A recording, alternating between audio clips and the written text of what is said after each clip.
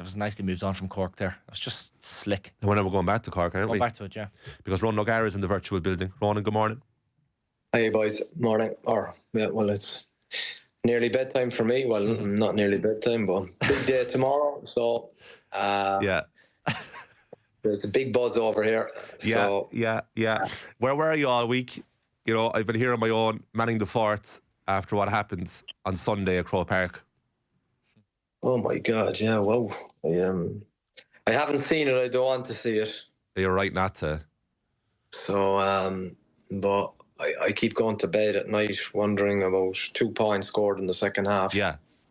There were 6 points up, and 2 points scored. There's a lot of strange thing that happens in sport over the years, isn't there? Yeah. But this, I'm not at ease with it, I think, and I just can't. Really, I've tried to speak to people over here, but obviously there's way more Welsh and English than Irish. Maybe there isn't, but it feels like there is. So then too many people don't want to talk hurling, and I really need to talk hurling because it's just. I could say Cork were 6 points up. Yeah. And then they lost by 15 points. Yeah. Unheard of. It was. But to score 2 points in a game like that is unbelievable. Where like you can, just to explain it maybe to the listener, but kicking a rugby ball off on a wet surface, shall we say, on a windy day, and to go up the length of the pitch to score a penalty or try is quite hard.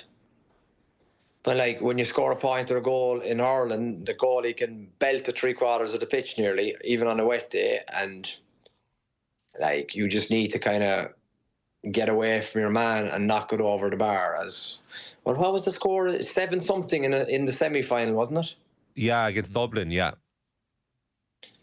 7-20 odd, and then I just read that they scored 2 points in the second half. So it's you didn't miss much in the first half, even though they're 6 points up. Shane Barrett scores a goal for Cork at the end of the first half. They didn't even play that well in the first half. Cork, it was a weird game. Tip missed loads of chances, and then the second half, Cork did hit the upper post 3 times in the bar once, but genuinely I can't remember too many opportunities that they created. And do you look at that from a coach's perspective, ex-player, or just a Cork person about what happened? Did your mind go analytical? No, really, just because I put myself in the manager's shoes, Yeah. Because I didn't have a good season, but you're always trying to get better, and the games, the psychology is still the same, isn't it? Even though they're completely different games, but there's still some good learnings out of it. Like I don't have a solution to how you can score 2 points in the second half from a team that was at worst 50-50 going into the game, and probably favourites in a lot of people's minds. But I have enough problems, and we're not here to talk about hurling, unfortunately. No, I know. I just thought it would have been cathartic for both of us, because I've been speaking with non-Cork people on the show all week. But I think then you take from a tip point of view, and that's the scenes you can see all week from there.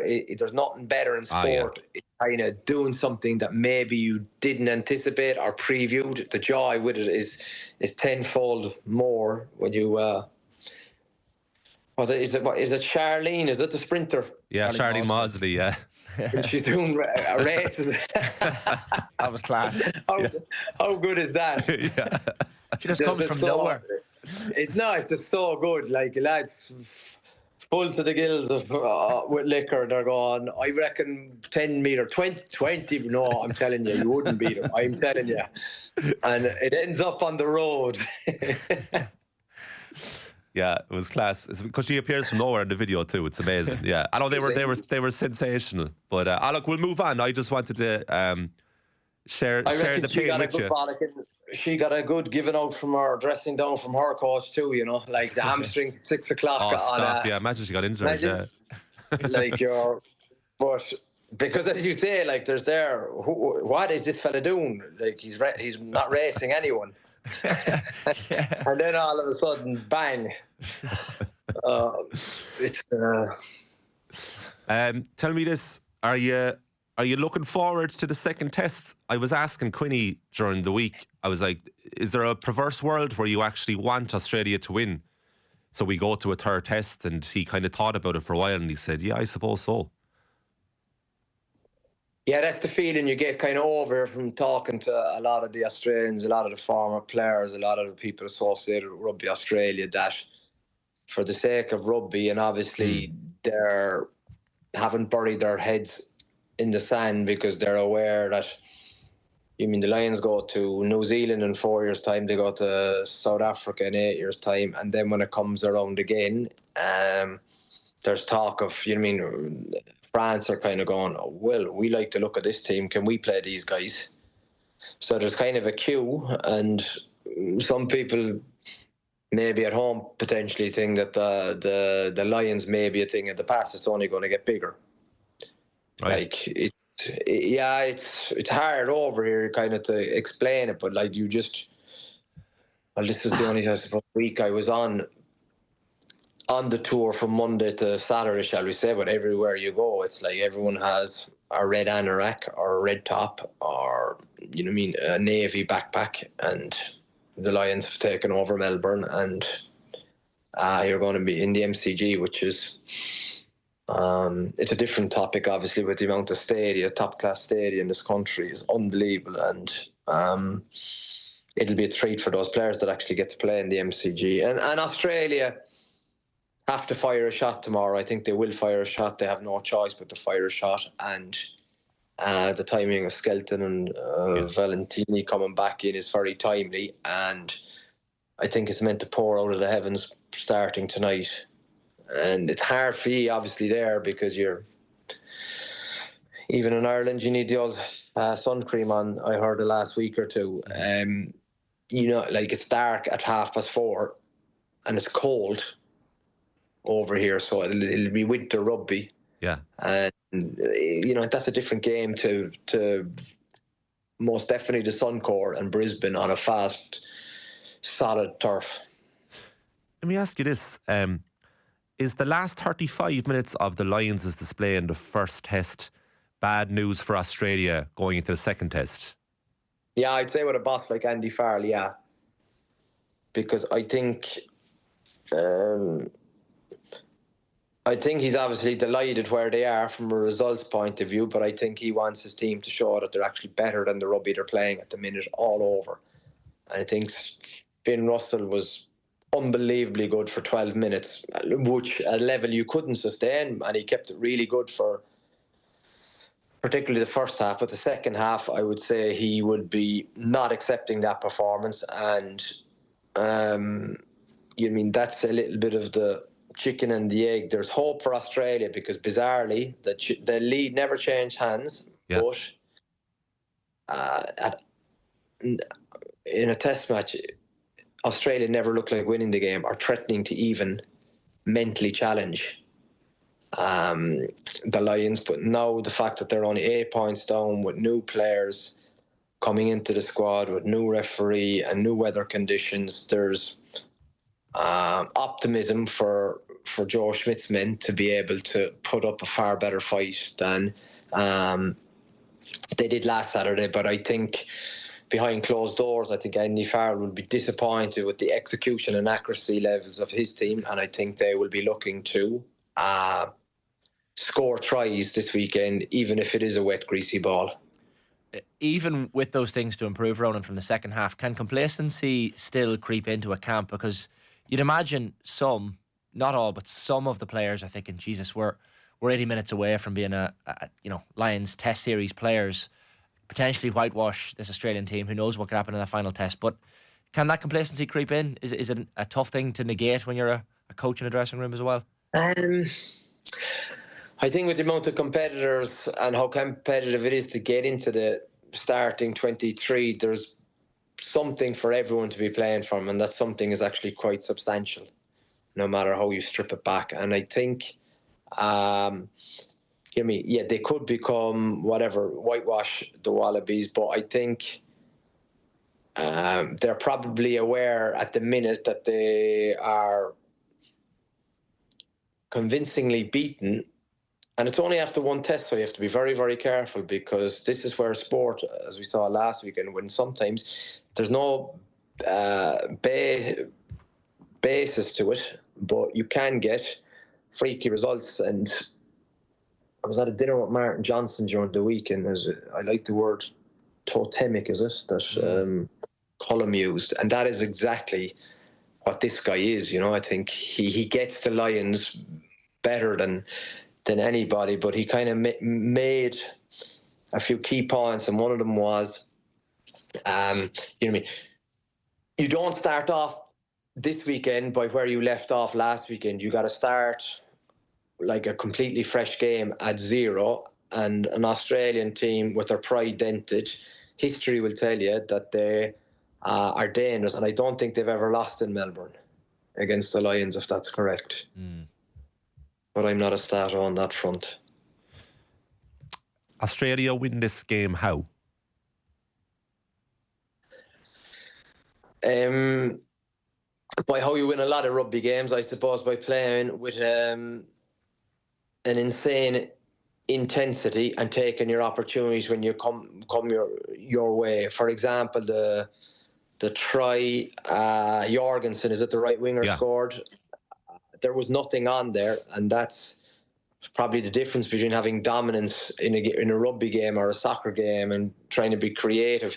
Essentially, you get rewarded in rugby if you're very brave and you've got timing around going for one-on-one high balls, but the consequences are that you could also knock yourself out and break your leg and not play any role in the game, because it's a very difficult skill, but it's a very high rewarding act, but also with potential detrimental consequences as well. That if you come down from a height on one leg on an ankle, sometimes it doesn't withstand the collisions in midair. So I think the aggression, playing the game in the Lions territory, but when you kind of, I suppose, get your thoughts together all week from a strategy point of view, from a mindset point of view, from a psychological point of view, I was kind of throwing these thoughts around in my head, and I was saying, live, it looked like the golfing class is just, it's too difficult for Australia to close that with a rookie 10 against a man who has never been at such ease in the conductor role than Finn Russell has been. There is the impact, though, of a man you've already mentioned, a man you know well and who we've spoken about on the show lots of times, Will Skelton. And his impact can't be underestimated. Yeah, I think at peak fitness, yes, Will is coming back. I think his last game is Poe, which we probably talked about. It seems that's a long, long time ago, and he'll be coming into a fast team. But you all know what I think of Will and what his strengths are. But I think he's got to hit the ground running if he's to feature on the list to be one of the top players on the pitch, which is normally the case with him. But it's what Will does, and it's point of difference, which you can't give to any other person really, is that he makes players around him play better, and he fills teammates backs and forwards with confidence. Because when you have Will Skelton in your group, in your team, on the pitch, in a driving maul, defending a driving maul, causing havoc at rucks, you're a better team. Is it too complacent to say that in order for Australia to win this game, the Lions will need to underperform for longer than they did in the first test? I think there'll be a marked improvement in Australia. There'll have to be, and I think the Lions will expect that. But I think there has to be a marked improvement in the Lions' performance as well, because they could have, I suppose, framed or shaped the week a little differently if their second half went to the expectations that they would have liked it. They could have put any doubt or removed any doubt in the referee's side about who's the better team. They could have, essentially changed. Because Australians going to the game tomorrow are kind of, well, we can make this 1-1, while if the Lions took maybe 4 of their 6 or try-scoring opportunities last week, and they were 30 points winners, which they could well have been, and that's not an exaggeration. I think when you look back at the footage and the clips, they could feel that if they were accurate, they could have put 30 points on them, which sounds outrageous, but in modern rugby, you know, I mean, 4 tries by 7 is 28 points. So, you know, it's, when you go through, I suppose, the editing of the video, you can kind of go, we left this behind, we left this behind, we left this behind. And Australia actually didn't leave much behind, because they were running after, well, Gibson Park and Russell for the first 40 minutes. And at 24-5, that's where, as a coach or as any member of staff, you're looking, we need to be ruthless, boys. We need to keep the foot on the throat here and bury these guys. They didn't do that. They've given them hope. And sometimes when you give teams hope, it comes back to bite you. You're a purveyor of finishing with your strongest team out there. Do you think that the 23 that Andy Farrell has named aligns with that? My strongest 23, I have no idea, Colin, but I think, like, you know, he's gone for Bundyaki and Gary Ringrose. Then Gary Ringrose obviously didn't feel good and very admirably removed himself, which is an amazing, mature call. It's a huge thing to do, isn't it? Because he may never play a test for the Lions. Yeah, exactly. But then it's always great that you have to remember the detail, and a lot of us will never. But you mean it's a great feeling for him to know that his coach named him, but for injury, he won't get to play the game in his head. But I can tell you, as a competitor, as a player, that's there's be a lot of satisfaction in what Andy Farrell did. And even though it sucks to walk away, I wouldn't underestimate how good in his soul he feels, because it's a big call for him to get, because Jones and Tuipulotu played well. But you mean for a key test, he went with the Bundyaki Ringrose combination, and I get a lot of it, because when you're coaching, there's no point in saying otherwise, but you have your favourites. You don't have 27 favourites. You probably have, in your starting 15, maybe 12, 3 guys you might battle with, and then there's certain guys you want on the bench, and then there's certain guys that are probably 50-50 on the bench. Yeah. And with the standard of player that it's on the tour, every position merits a discussion, and you say, oh, go away, Roger. Well, Dan Sheehan, Dan Sheehan, exactly. But the Dan Sheehan, Kelleher works for Leinster, Ireland, and the Lions, and you just see, that debate might only last 10 seconds because Sheehan is just so good, and he's a bit of a freak, and he's like a back row playing hooker. But Kelleher then is hard. He likes to scrum, gives a different alternative to Sheehan. So the profiling of those 2 players is exactly what you get from being, obviously excluding France, that the top team in Europe.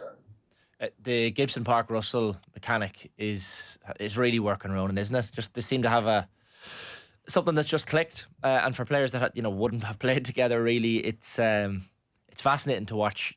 2 brains operate on such a seamless level. Yeah, and do you know what? I think it'll go up a level tomorrow again. I think with good players, they get better quickly.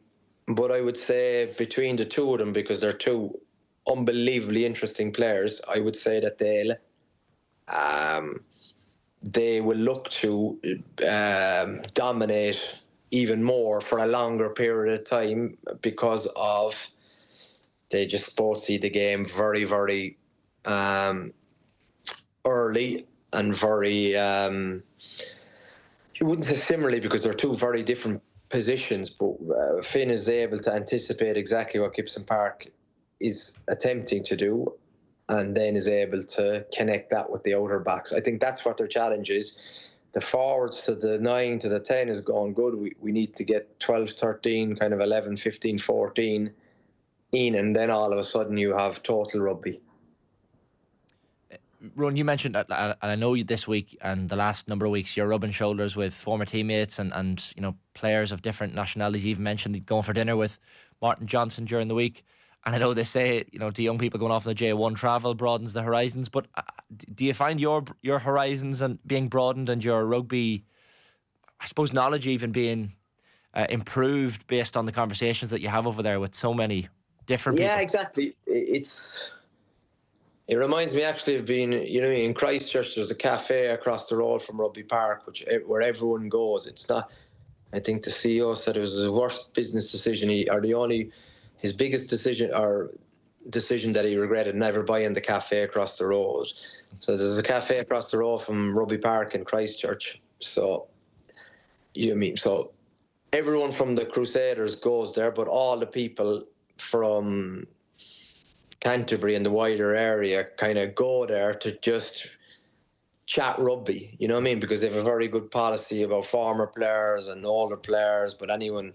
So you could have anyone from Robbie Deans, you know, to Rob Penny, like, who wasn't coaching them at the time, to 5 or 7 other top class coaches that are in that area, living there, but could be coaching in Japan.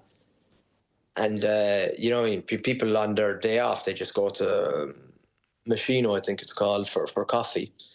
And then you just start talking rugby, and it's usually the informal discussions or the coffee chats are the best discussions. And that's a bit like that over here, whether it be with Australians or former players. You know, it's great to meet Jordy Murphy, Tommy Bowe. Had a bite to eat with them yesterday, because you don't see them when you retire. You know, everyone's doing their own thing, but it's actually great to just take a few hours and actually, when you're not rushing, you can actually get into it and kind of go, well, how do you see the game going? And some people see the game very differently to you, which is always good, because it might make you aware of something that's not on your priority list. I hope you left room in your luggage for the trip back home, because you've been furnished with new apparel. Melbourne Storm, you visit them and they give you a new jersey based off the jersey that you wore on with us a few weeks ago. Here it is for people watching on YouTube. A gorgeous purple number. Does it fit you? It's class. It's brilliant. They were unbelievable. Frank Panisi obviously played it for the boys, you know, because they'd have a very good environment. So, they had it up under whatever their information or in their internal system that I was visiting for the day. And they were all so friendly, and they were singing Ireland's Call, taking the piss out of me. And but we've got Suli Vunivalu, you know, who was an NRL great. So he plays with me now, and he had a number of years starring for the Storm. So all his ex-teammates and stuff were asking for him, and there's a great connection with Frank Panisi and the Crusaders. And when I was there, just really, really decent people. And all the top players there, they're all NRL superstars, you know, a lot of them, but they were all just so friendly. You know, it's great to see that can still happen. Sorry, we're way over time. I just have one very last one. Josh van der Fleer once again doesn't get into a test squad. Is that difficult for when they go back to the day job, the two of them, with Ireland, Van der Fleer and Andy Farrell? I was with Dennis Fogarty actually today, and I had lunch with him, and because Dennis's brother is John Fogarty, who's part of the coaching team, and we were just chatting, and I just kind of said to him, you mean probably with Doris, Lens is probably most consistent player over the last 3 or 4 years, with mega statistic, mega matches, an unbelievable level of performance, and at the minute he can't get into the 23, and it's just the back row is just so competitive. But I think I really, really admire him as a player and as a person, and his, I think, capacity to reshape his game to become He was a good player, but he made himself into a great player. And, you know, I'd love to see him play a test, but whether he plays a test or not won't define him. And I hope he feels the same, because I think he's a special player, but he's so important to any team he plays with. And if he wants to go in to play tomorrow night with a late sickness or illness, you couldn't rule it out that he wouldn't be man of the match. That's how good he is. Yeah, it's an important reminder for him as well, for sure. Listen, I hope so. Brilliant with your time again as usual. Thank you very much. All right, boys. All the best. Enjoy tomorrow. See you, boys. Enjoy. Thank you. Bye-bye.